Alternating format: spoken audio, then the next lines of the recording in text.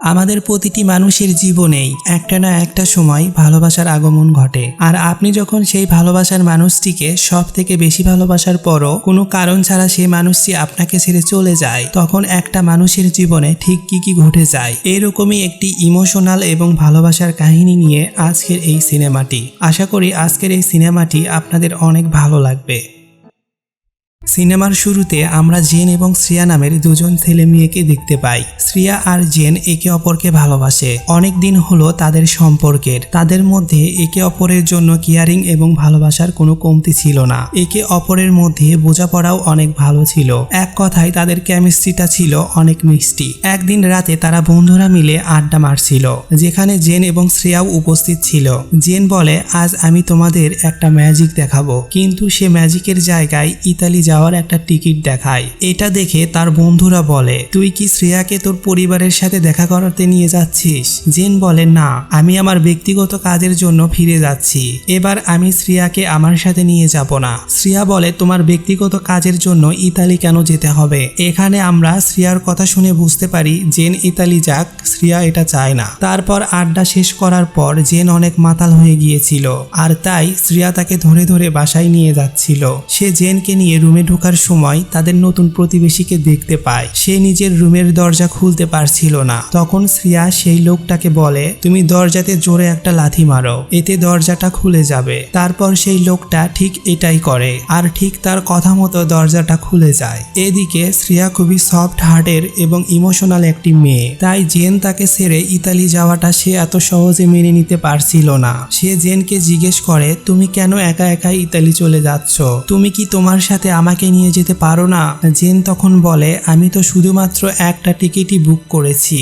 এটা শুনে শ্রেয়া অনেক রেগে যায়, আর সে রাগ দেখিয়ে জেনকে রুম থেকে বের করে দেয়। এরপর আমরা জেনকে দেখতে পাই, সে শ্রেয়ার সাথে ব্রেকআপ করে নেয় আর একাই ইতালি চলে যাওয়ার জন্য বের হয়। জেন শ্রেয়ার সাথে ব্রেকআপ করলে সে অনেক কষ্ট পায়। সে বুঝতে পারছে না জেন কেন তার সাথে ব্রেকআপ করলো, আসলে তার ভুলটা কোথায় ছিল। সেদিন সে রাগ দেখিয়ে জেনকে রুম থেকে বের করে দিয়েছিল এটা, নাকি সে তার সাথে ইতালি যেতে চায় এইটা। শ্রেয়া এখানে ভাবতে থাকে, ওই দিন রুম থেকে বের করে দেওয়াটা তো তার রাগ ছিল না, সেটা অভিমান ছিল।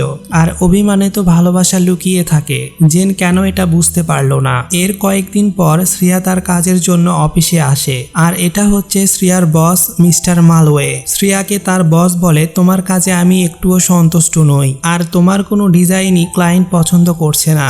মানলাম তোমার জেনের সাথে ব্রেকআপ হয়েছে, তোমার মন অনেক খারাপ, কিন্তু তাই বলে অফিসের কাজটা তুমি খারাপ ভাবে করতে পারো না। মিস্টার মালওয়ে শ্রেয়া এবং জেন দুজনকেই চিনত, কারণ তারা একই সঙ্গে এখানে কাজ করত। এদিকে শ্রেয়া জেনের সাথে ব্রেকআপ হওয়ার কারণে সে অফিসের কোনো কাজেই মন দিতে পারছিল না, আর এজন্যই তার অফিসের বস তার উপর প্রচন্ড রেগে যায়। পরের দৃশ্যে আমরা শ্রেয়াকে দেখতে পাই, সে একা একা বসে আছে, আর সে তার পোষা প্রাণীকে বলছে, আমি জেনের জন্য 1 মাস অপেক্ষা করব। এর মধ্যে যদি সে ফিরে না আসে তাহলে আমি ওকে ভুলে যাওয়ার চেষ্টা করব। এভাবে 3 মাস পার হয়ে যায়। এরই মধ্যে জেনের না আসে কোনো কল, না আসে কোনো মেসেজ। এসব দেখে শ্রেয়া খুবই হতাশ হয়ে পড়ে, আর আজকে সে অনেক রেগে গিয়ে নিজেই জেনকে অনেক উল্টাপাল্টা মেসেজ করে দেয়। এদিকে আমরা জেনকে দেখতে পাই, সে একটি সমুদ্রের পাড়ে দাঁড়িয়েছিল, আর এই সিনটা এখানেই কাট হয়ে যায়। এরপর আমাদের কারু শেষকৃত্যের অনুষ্ঠান দেখানো হয়। এখানে জেনের বোন কাজ ছিল, এছাড়াও সেখানে শ্রেয়ার বস মিস্টার মালওয়েও উপস্থিত ছিল। এরপর তিনি শ্রেয়াকে ফোন করে জানান জেনের বড় ধরনের একটি অ্যাক্সিডেন্ট হয়েছে, যার কারণে জেনকে বাঁচানো সম্ভব হয়নি। জেন মারা গিয়েছে। শ্রেয়া এই খবরটা শোনার পরই বিশ্বাস করতে পারছিল না যে জেন আসলে মারা গিয়েছে। এর কয়েকদিন পর শ্রেয়া আবারও অফিসে যায়, আর জেনের তৈরি করা অসম্পূর্ণ ডিজাইনগুলো খুঁজতে থাকে। এরপর সে অফিসের বসের কাছে গিয়ে বলে, আমি জেনের অসম্পূর্ণ কাজগুলো সম্পূর্ণ করতে চাই। মিস্টার মালওয়ে প্রথমে রাজি না হলেও পরে সে শ্রেয়াকে অনুমতি দিয়ে দেয়। আসলে জেন আর শ্রেয়া একই অফিসে কাজ করত। এরপর শ্রেয়া কাজ করার সময় একজন ক্লায়েন্ট সেখানে চলে আসে, আর শ্রেয়াকে জেনের জায়গায় কাজ করতে দেখে অবাক হয়ে যায়। আর তিনি শ্রেয়াকে বলে, জেন কোথায়, সে কেমন মানুষ, অর্ধেক কাজ ফেলে অকর্মের মতো চলে গিয়েছে। লোকটা জেনের নামে আরো অনেক আজে বাজে কথা বলছিল, কিন্তু শ্রেয়া জেনের নামে এসব কথা কোনোভাবেই সহ্য করতে পারছিল না, যার কারণে সে প্রচন্ড রেগে গিয়ে সেই লোকটা লোকটাকে ধাক্কা মেরে নিচে ফেলে দেয়। তারপর আমরা শ্রেয়াকে দেখতে পাই সে রাস্তায় হাঁটতে হাঁটতে জেনকে ফিল করছে। সে কল্পনায় দেখতে পায় এ রাস্তায় কয়েকদিন আগেই জেন আর শ্রেয়া এভাবেই হাঁটতো। তারা একে অপরের সঙ্গে কত গল্প করত, দুজন মিলে কত সুন্দর স্বপ্ন দেখত, কিন্তু এখন সব স্বপ্ন শেষ হয়ে গিয়েছে। সে উপরের দিকে তাকিয়ে মনে মনে বলে, জেন তুমি কোথায়? তুমি আমাকে ছেড়ে কেন চলে গেলে? আমি আর পারছি না। সে অনেক বেশি ইমোশনাল হয়ে যায়। তারপর সে বাসায় এসে আশেপাশের সমস্ত জিনিসপত্র ভাঙচুর করতে শুরু করে। আর সে জেনকে উদ্দেশ্য করে বলতে থাকে, তোমার ইতালি থেকে ফিরে আসতে আর কত সময় লাগবে? তুমি কি সত্যি ফিরে আসবে না? আমি ক্লান্ত হয়ে গিয়েছি জেন, তোমার অপেক্ষা করতে করতে আমি অনেক বেশি ক্লান্ত। প্লিজ ফিরে এসো জেন। শ্রেয়ার কথাগুলো তার প্রতিবেশী শুনে ফেলে। এরপর শ্রেয়া জেনের ছবি সহ সমস্ত জিনিস বাইরে ফেলতে শুরু করে। আর তখনই সেখানে শ্রেয়ার ফ্রেন্ড চলে আসে। আর শ্রেয়ার ফ্রেন্ড তাকে বোঝানোর চেষ্টা করে যে জেন তো মারা গিয়েছে তাই না? তুমি এখনো তার স্মৃতিগুলো মনে করে কেন কষ্ট পাচ্ছ? তুমি তাকে ভুলে যাওয়ার চেষ্টা করো। এরপর দেখা যায় শ্রেয়া আবারও তার কাজে ফিরে এসেছে, কিন্তু সে তার কাজে ঠিক মতো ফোকাস করতে পারছে না। এজন্য তাকে অনেক বকাবকি শুনতে হয়। তারপর সে তার বাড়িতে ফিরে আসে। সে ক্লান্ত ছিল। আর তখনই জেন তার কাছে আসে। জেন শ্রেয়াকে অনেক যত্ন করে। তারপর বলে, তুমি এখন চোখ বন্ধ করো। কিন্তু শ্রেয়া চোখ বন্ধ করে না। সে বলে, আমি চোখ বন্ধ করলে তুমি আবার চলে যাবে না তো? আমি তোমাকে অনেক মিস করি জেন, আমি অনেক ভালোবাসি তোমায়। আমি চাই না তুমি আমাকে ছেড়ে চলে যাও। এ কথাগুলো বলতে বলতে শ্রেয়া কেঁদে ফেলে। আর কান্না করতে করতে জেনকে জড়িয়ে ধরে বলে, তুমি আমাকে ছেড়ে কোথাও যেও না জেন, তুমি চলে গেলে আমি তোমাকে ছাড়া থাকতে পারবো না। ঠিক তখনই হঠাৎ করে শ্রেয়ার ঘুম ভেঙে যায়, যা দেখে আমরা বুঝতে পারি এতক্ষণ ধরে শ্রেয়া এগুলো স্বপ্ন দেখছিল। এরপর শ্রেয়া যখন তার কাজ করতে আসে তখন তার পোষা প্রাণী সেখানে ছুটে পালিয়ে যায়। শ্রেয়া তার পেছনে পেছনে দৌড়ায় তাকে ধরার জন্য, কিন্তু সে রাস্তার ওপারে চলে গিয়েছিল। শ্রেয়া তাকে ধরার জন্য রাস্তা পার হতে যায়, কিন্তু তখনই তার সামনে একটি গাড়ি চলে আসে আর শ্রেয়ার গাড়িটির সাথে অ্যাক্সিডেন্ট হয়ে যায়। এরপরের দৃশ্যে দেখা যায় শ্রেয়া হসপিটালে রয়েছে। জানা যায় এক অজানা ব্যক্তি তাকে রাস্তা থেকে এনে ভর্তি করে দিয়ে গিয়েছে। এর কিছুদিন পর শ্রেয়া সুস্থ হয়ে বাড়ি ফিরে আসে। একদিন দেখা যায় তার বাড়ির পানির ট্যাপ এবং গ্যাস দুটাই খোলা রেখে শ্রেয়া অমনোযোগী হয়ে বসে রয়েছে।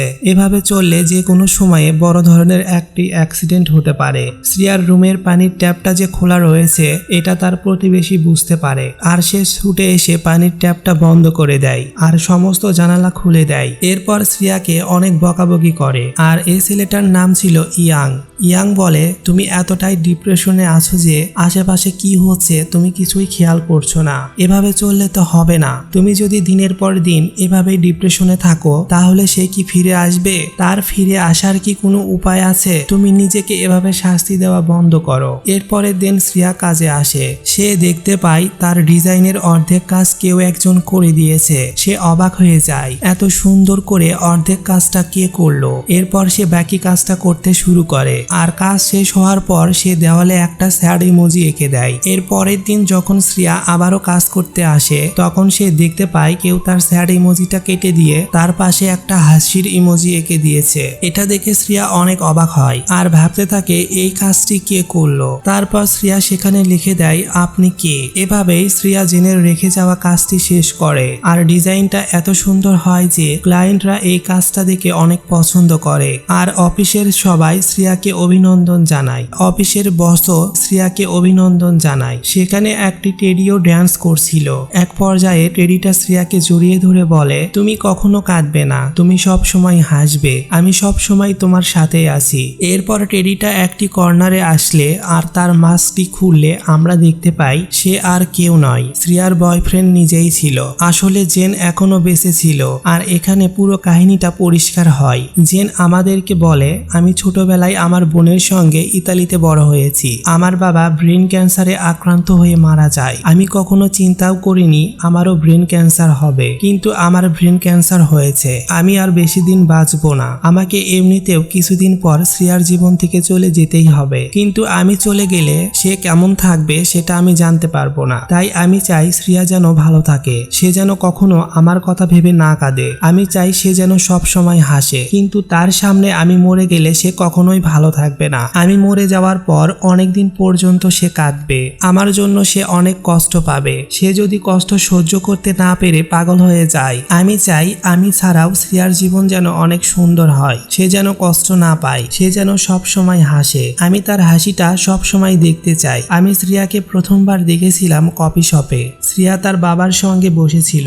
শ্রেয়া অনেক মন মরা ছিল। সে তার বাবাকে বোঝাচ্ছিল আপনার দ্বিতীয় বিয়ে করার কোনো প্রয়োজন নেই। কিন্তু শ্রেয়ার বাবা তখন শ্রেয়াকে বলছিল আমি বাচ্চা না, আমি জানি কোনটা ভুল আর কোনটা ঠিক, আমাকে জ্ঞান দেওয়ার বয়স তোমার হয়নি। শ্রেয়া বলে আপনি আমাকে প্রমিস করেছিলেন, সেটা কি ভুলে গিয়েছেন? ঠিক আছে, আপনারা বিয়ে করুন আর প্লিজ এখান থেকে চলে যান, ওই মহিলার সাথে আপনি ভালো থাকবেন। শ্রেয়া মুখে মুখে তার বাবাকে এসব কথা বলে ঠিকই, কিন্তু পরে সে অনেক কষ্ট পায় আর কান্নাকাটি করে। জেন শ্রেয়াকে এই অবস্থায় দেখেই প্রেমে পড়েছিল আর সে ভেবেছিল যে কোনোভাবেই হোক এই মেয়েকে সে কখনো কষ্ট দিবে না। কিন্তু তার জন্যই যে আবারও শ্রেয়াকে এতটা কষ্ট পেতে হবে তা হয়তো কোনোদিনই জেন ভাবেনি। জেন ভেবেছিল শ্রেয়াকে নিজের কাছে অনেক যত্নে রাখবে, কখনো কষ্ট দিবে না। একদিন শ্রেয়াকে সে তার ভালোবাসার কথা জানায়। হঠাৎ করে শ্রেয়ার জেনের প্রপোজাল পেয়ে অবাক হয়ে যায়। শ্রেয়া ভাবে অপরিচিত একটা লোক শ্রেয়াকে কিভাবে প্রপোজাল দেয়। জেন তখন বলে ঠিক আছে, তুমি রিল্যাক্স হও, আমি বুঝতে পারছি তুমি নিজের বাবার দ্বিতীয় বিয়ের জন্য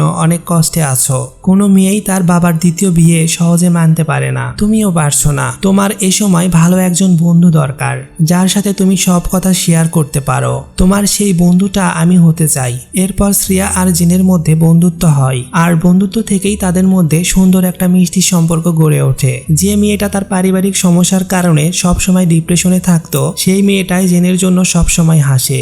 জেন যেন শ্রেয়ার জীবনটাই পাল্টে দিয়েছে। শ্রেয়া যেন পৃথিবীর সবচেয়ে সুখী একটা মেয়ে। শ্রেয়ার বাচ্চা বাচ্চা পাগলামোগুলো জেনের কাছে অনেক ভালো লাগতো। জেন শ্রেয়াকে অনেক ভালোবেসে ফেলে। শ্রেয়াও নিজের অজান্তে জেনকে অনেক বেশি ভালোবেসে ফেলে। একদিন সকালে জেন ফ্রেশ হওয়ার সময় তার নাক দিয়ে রক্ত বের হতে শুরু করে। এরপর জেন সিটি স্ক্যান করে জানতে পারে তার ব্রেন ক্যান্সার হয়েছে, সে আর 6 মাসের বেশি বাঁচতে পারবে না। এরপর সে শ্রেয়ার সঙ্গে ব্রেকআপ করে নেয় আর ইতালি চলে যাওয়ার নাটক করে। এমনকি তার মৃত্যুর সংবাদটাও মিস্টার মালওয়ের সাহায্যে শ্রেয়াকে জানায় আর দূর থেকে সব সময় শ্রেয়ার ওপর নজর রাখে আর তাকে ছাড়া শ্রেয়া কেমন আছে সেটা সে জানতে চায়। জেন চায় তার জীবনটা যেন অনেক সুন্দর কাটে। জেন সব সময় শ্রেয়ার আশেপাশে থেকে শ্রেয়ার অনেক খেয়াল রাখে। সেদিন শ্রেয়া যে রাস্তা পার হতে গিয়ে অ্যাক্সিডেন্ট করেছিল, সেখান থেকে জেন নিজেই শ্রেয়াকে উঠিয়ে হাসপাতালে নিয়ে গিয়েছিল। আর শ্রেয়া যে দেওয়ালে স্যাড ইমোজি বানিয়েছিল, জেনই সেটা কেটে হাসির ইমোজি বানিয়ে দিয়েছিল। এর মানে হচ্ছে তুমি কখনো কাঁদবে না, তুমি সব সময় হাসবে। এরপর কাহিনী আবারও বর্তমানে আসে আর আমরা দেখতে পাই জেন অনেক বেশি কষ্ট পাচ্ছিল।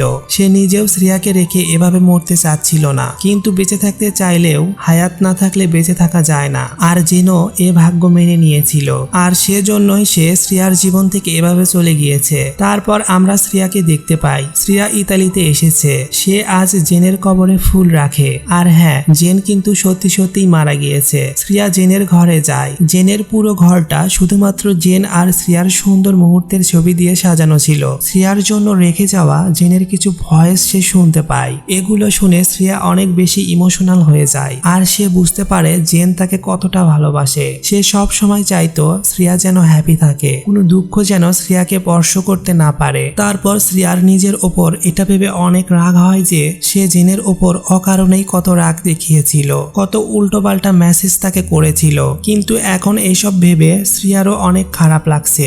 জেন সব সময় চেয়েছে শ্রেয়া যেন ভালো থাকে। শ্রেয়া এবার ভাবে তাকে আর ডিপ্রেশনের জীবনযাপন করা যাবে না, সুন্দর জীবনটাকে উপভোগ করতে হবে। জেন তো এটাই চেয়েছে, তার শেষ ইচ্ছাটা তাকে পূরণ করতেই হবে, যাতে জেন মরে গিয়েও শান্তি পায়। আর মুভির একেবারে শেষ দৃশ্যে আমরা দেখতে পাই শ্রেয়া বাইক নিয়ে বের হয়েছে। সে এখন অনেক খুশি। সে এখন আগের মতো ডিপ্রেশনে থাকে না, মন মরা হয়ে থাকে না। সে এখন জীবনটাকে এনজয় করতে শুরু করেছে আর সে ভাবতে থাকে জেন তার এই হাসিমাখা মুখটা দেখে অবশ্যই শান্তি পাবে। আর এই সিনেমাটি এখানেই শেষ হয়ে যায়।